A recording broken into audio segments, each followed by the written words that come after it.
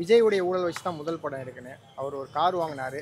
அந்த காருக்கான டேக்ஸை ப்ராப்பராக கட்டாமல் அதுக்கு பல வருடங்கள் வந்து நீதிமன்றத்துக்கு போய் அதுக்கப்புறம் நீதிமன்றம் குற்றினதுக்கப்புறம் அந்த டேக்ஸை கட்டினார்.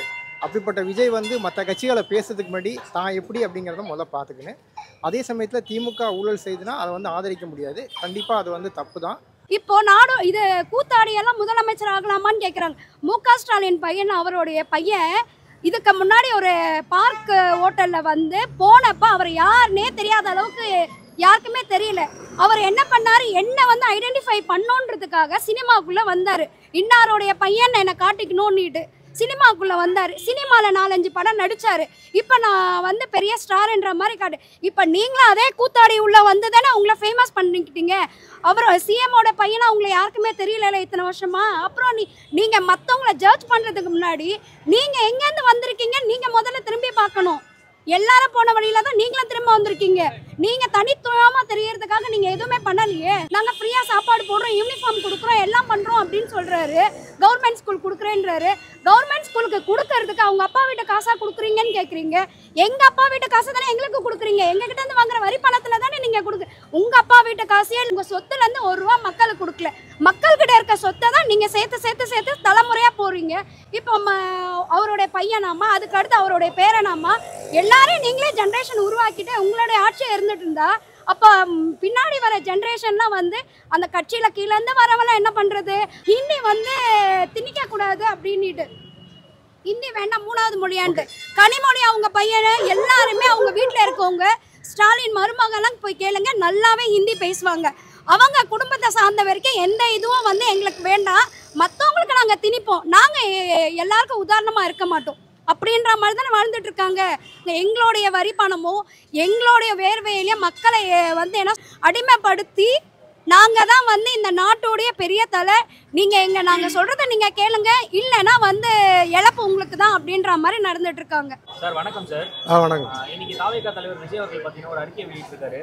திமுக கவர்மெண்ட் செஞ்ச ஊழலெல்லாம் வச்சு ஒரு இலக்கியமே எழுதலாம், அதாவது ஒரு படமே எடுக்கலான்ற மாதிரி சொல்லியிருக்காரு. இது எப்படி பார்க்குறீங்க? இல்லை, அவர் இன்னும் பாலிடிக்ஸ் ஃபுல்லாக இறங்கின அப்புறம் அது பேசணும். இல்லை, இந்த அறிக்கையை விட்டுருக்காரு, இது எப்படி பார்க்குறீங்க? இடி ரைடு நடந்துட்டு இருக்கு தமிழ்நாட்டில், டாஸ்மாகில். இந்த அறிக்கைக்கு உங்களோட பார்வை என்ன? இடி ரைடு இன்னும் அது கன்ஃபார்மாக முடிஞ்சதுக்கப்புறம் பார்க்கலாம். இல்லை சார், இப்போ வந்து தொடர்ந்து ஊழல் குற்றச்சாட்டுகள் இருக்கு. அதையும் மீறி இப்போ பார்த்தீங்கன்னா 1 லட்சம் கோடி ஊழல் டாஸ்மார்க்ல அப்படின்னு சொல்றாங்க. அல்ல, அது நிரூபிக்க இல்லை, 1000 கோடி சொல்லியிருக்காங்களே. இல்லையா, சொல்லியிருக்காங்க, அது நிரூபிக்க பண்ணோம்ல. நிரூபிச்சதுக்கு அப்புறம் சார் பொய்யான குற்றச்சாட்டு வைக்க வேண்டிய அவசியம் இல்லையே சார். இல்லை, அரசியல் கட்சி தலைவராக அவர் சொல்லியிருக்காரு, அது வந்து நிரூபிச்சதுக்கு அப்புறம் அதை பற்றி பேசலான்ற. அப்போ உங்களை பொறுத்தளவு அது நடக்கலன்றீங்களா? இல்லை, நடந்திருந்தாலும் அது வந்து இன்னும் முழுமையாக இது பண்ணலன்ற. முழுமையாக இது பண்ணல. இப்போ ஒயின் ஷாப்லாம் பாட்டிலுக்கு 10 ரூபா வாங்குறாங்கன்னு சொல்றாங்க, அதை நீங்க கேள்விப்பட்டிருக்கீங்களா? இல்லை, நான் கேள்விப்பட்டதில்லை. திமுக பண்ற ஊழலை வச்சு ஒரு படமே எடுக்கலாம் அப்படின்னு சொல்லி விஜய் பேசியிருக்காரு. இதை எப்படி நான் பார்க்குறீங்க? கண்டிப்பாக எடுக்கலாம். அந்த அளவுக்கு அவங்க ஊழல் பண்ணியிருக்காங்க. மக்களுக்கு வந்து நல்லதை பண்ணுறேன்னு சொல்லிட்டு எதுவுமே அவங்க பண்ணுறதே கிடையாது. நிறைய நல்லது பண்ணிட்டு இருக்காங்களே. பண்ணிட்டு இருக்காங்க, ஒரு சிலது பண்ணுறாங்க, ஒரு சிலர் அதாவது செய்கிறேன்னு சொல்கிறத வந்து அவங்க செய்கிறதுல மக்கள் அதை நம்பி ஓட்டு போட்டு அவங்கள வர வச்சாங்க. அதில் வந்து அவங்க ஆட்சி நடத்துறது வந்து மக்களுக்கு பயன்பாடான ஆட்சி கிடையாது. நான் வந்துட்டு டி நகர் கல்மாப்பேட்டை தொகுதியில் திமுக, அதிமுக, தாவேகா 3 கட்சிகள் போட்டியிடுதுன்னா உங்களோட ஆதரவு யாருக்கு இருக்கும்? என்னுடைய ஆதரவு இன்னும் இருக்கிறவுடைய நிறைய மக்களுடைய ஆதரவு விஜய்க்குன்னா பெஸ்ட்டாக இருக்கும்.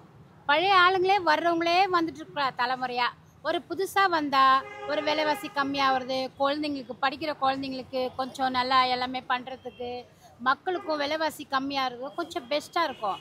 பழைய ஆளுங்க இருந்தால் அதே தான் மைண்டில் வச்சுட்டு உக்காந்துட்டு இருப்பாங்க, பணம் சம்பாதிக்கணும்னு நினைப்பாங்க. என்னுடைய கருத்து அதுதான். இப்போ அவருக்கு ஜெயில் போயிட்டு வந்தார் செந்தில் பாலாஜி அவர்கள். செந்தில் பாலாஜி இப்போ ஆட்சியில் இருக்காருன்னு சொல்கிறாங்க. ஜெயிலுக்கு போயிட்டு வந்தவருக்கு பழைய மாதிரியே பதவி கொடுத்து பழைய மாதிரியே அதே இதுவாக கொடுத்துருக்கீங்க. ஒரு இதையும் அவருக்கு மாற்றலை, ஒரு பனிஷ்மெண்ட்டும் கொடுக்கல, ஒன்றுமே பண்ணலை. இவர் தப்பு பண்ணாரு அப்படின்னு நீக்கி இருக்கலாமே, எதுவுமே பண்ணலையே. இதே அம்மா பீரியடில் இருந்திருந்தாங்கன்னா அம்மா என்ன பண்ணியிருப்பாங்க? நீ தப்பு பண்ணியா, நீ போயிடு, உன்னை நான் திரும்பியா வச்சிருக்க முடியாது, நீ திரும்ப நீ இருந்தேன்னா அதே தப்பு பண்ணிட்டு இருப்ப, அதனால நீ வேண்டாம். எங்களுக்கு யார் உண்மையாக நடக்கிறாங்களோ மக்களை புரிஞ்சுக்கிட்டு மக்களுக்கு என்ன பண்ணணும்னு நினைக்கிறாங்களோ அவங்கள நான் வைக்கிறேன்.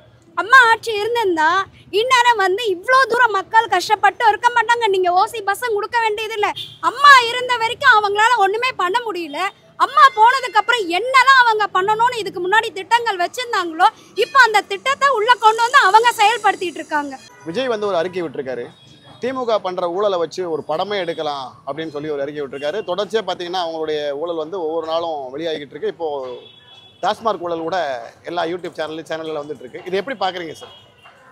முதல்ல ஊழல் விஜயுடைய ஊழல் வச்சு தான் முதல் படம் எடுக்கணும். அவர் ஒரு கார் வாங்கினார். அந்த காருக்கான டேக்ஸை ப்ராப்பராக கட்டாமல் அதுக்கு பல வருடங்கள் வந்து நீதிமன்றத்துக்கு போய் அதுக்கப்புறம் நீதிமன்றம் குற்றினதுக்கப்புறம் அந்த டேக்ஸை கட்டினார். அப்படிப்பட்ட விஜய் வந்து மற்ற கட்சிகளை பேசுறதுக்கு முன்னாடி தான் எப்படி அப்படிங்கிறத முதல்ல பார்த்துக்கினேன். அதே சமயத்தில் திமுக ஊழல் செய்துனா அதை வந்து ஆதரிக்க முடியாது. கண்டிப்பாக அது வந்து தப்பு தான். அது வந்து நிரூபணம் ஆச்சுனாக்கா கண்டிப்பாக திமுக மேலே நடவடிக்கை எடுக்கலாம். இல்லை, நிறுவனம் ஆகிற மாதிரி தான் சார் இருக்குது. ஏன்னு கேட்டிங்கன்னா இல்லை, அது நீங்கள் நானும் சொல்ல முடியாதுல்ல. ஒரு நீதிமன்றத்தில் போய் நீதிமன்றத்தில் தீர்ப்பு வந்துச்சுனாக்கா அதை நம்ம அக்செப்ட் பண்ணிக்கலாம். பிளைண்டாக வந்து ஒருத்தவங்க மேலே ஊழல் அப்படிங்கிற சொல்ல முடியாது. அப்படின்னு பார்த்தீங்கன்னாக்கா பிஜேபி மேலே பல ஊழல் குற்றச்சாட்டுகள் இருக்குது. அதை பற்றி யாருமே பேச மாட்டுறாங்க. அது ஏன்னு தெரியல. திமுக மேலே மட்டும் ஊழல் அப்படிங்கிறாங்க. இதே மேலே வந்து பிஜேபி வந்து பல ஊழல்கள் செஞ்சுட்டு இருக்குது. குறிப்பாக சொல்ல போனாக்கா பிஎம் ஃபண்டு அப்படிங்கிறது, இதுவரையும் பிஎம் ஃபண்டை பற்றி யாருக்குமே எதுவுமே தெரியாது. அதை பற்றியான ஏதாவது ஒரு தகவல் வெளியாகிருக்குங்களா உங்களுக்கு? அதை பற்றி ஏன் யாரும் பேச மாட்டாங்க? அதை பற்றி எதுவும் பேச மாட்டாங்க. மேலே நடக்கக்கூடிய ஊழலை பற்றி எதுவும் பேச மாட்டாங்க. ஆனால் திமுக வந்து எந்த அளவுக்கு ஊழல் செய்யுது அப்படிங்கிறது ஊர்ஜனம் ஆகலை. அதே சமயத்தில் மக்களுக்கு பல நன்மைகளை செஞ்சுட்டு இருக்கிறாங்க. எல்லா தரப்பு மக்களும் திமுகவால் நன்மை அடைஞ்சிட்டு இருக்கிறாங்க. அப்படிங்கும்போது அதை பற்றி பேசுங்க. அதை விட்டுட்டு நெகட்டிவாகவே ஒருத்தவங்களை பற்றி பேசுறதுங்கிறது வந்து ஏற்புடையதல்ல. அப்படிங்கும்போது நெகட்டிவ் வந்து சப்போர்ட் பண்ணுறங்கிற அர்த்தம் கிடையாது. இந்த மீன் டைம் அவங்களுடைய பாசிட்டிவாக நம்ம பேசுங்க. பட் விஜய் வந்து இன்னும் மக்களை சந்திக்கவே இல்லை. முதல்ல அவர் வீட்டை விட்டு வெளியே வரட்டும், வந்து தெருவில் இறங்கி மக்களை சந்திக்கிட்டோம். சந்தித்ததுக்கப்புறம் அவர் வந்து மக்களுடைய திமுகவுடைய குறைகளை சொன்னாங்கன்னா கண்டிப்பாக நம்ம அக்செப்ட் பண்ணுறோம். சார், நீங்கள் என்ன சொல்ல வரீங்கன்னா பிஜேபி கொள்ளடிச்சாங்க, அதுக்கு பதில் திமுக அடிக்கிறாங்க, என்ன தப்பு இருக்குன்னு கேட்குறீங்களா?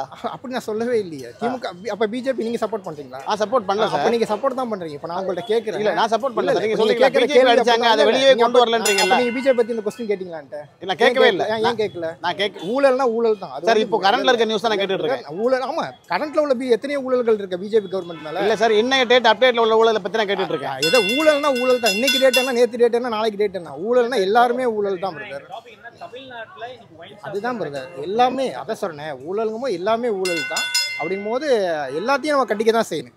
ஒரு ஆளுங்கிட்ட மட்டும் பேசுறதுக்கு சரியா இருக்கு. இல்லை சார், நாங்கள் பிஜேபி பண்றது நியாயம்னு நான் சொல்ல சார். சரி, இன்னைக்கு உள்ள பார்த்தீங்கன்னா நம்ம சொல்றேனே அமைச்சர் பார்த்தீங்கன்னா உள்ள போயிட்டு தான் வந்தார். ஊழல தான் உள்ள போயிட்டு வந்தார். இந்த கவர்மெண்ட்ல பண்ண ஊழலுக்காக உள்ள போல.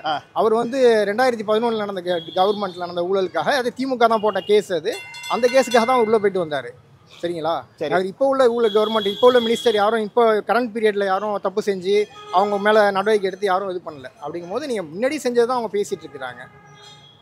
இல்லை சார், அப்போ கூட இந்த தாக்கமே என்ன அடங்கல சார். உள்ள வெளியே வந்தோடனே பதவி கொடுத்துட்டாங்க அப்படின்ற ஒரு இதே போயிட்டு இருக்கு. எல்லா மாநிலத்திலும் அப்படித்தானே பிரச்சனை நடக்குது. இல்லை, அப்படி போயிட்டு இருக்கு. அஜித் பவார் எடுத்துங்க, மகாராஷ்டிரால அவர் மேல பல ஊழல் குற்றச்சாட்டு இருக்குது. துணை முதல்வர் ஆனோன்னா அவர் மேல உள்ள குற்றச்சாட்டுகள் எல்லாமே வைண்ட் அப் பண்ணப்பட்டுச்சுல. அவர் துணை முதல்வராக தானே இருக்காரு. அதே பிஜேபி தானே அவர் மேலே அக்யூஸ் பண்ணிச்சு. அப்புறம் அதனால குற்றச்சாட்டு போயின்றீங்களா? குற்றச்சாட்டு போயின்னு சொல்ல அதான் நீ நானும் சொல்ல முடியாதுல்ல. நீதிமன்றம் தானே சொல்லணும் அது உண்மையாக பொய்யாங்கிறத. நீதிமன்றம் சொல்லணும். நீதிமன்றம் சொல்ல நம்ம அக்செப்ட் பண்ணிக்கிறோம். அவங்க மேலே நடவடிக்கை எடுக்கலாம்.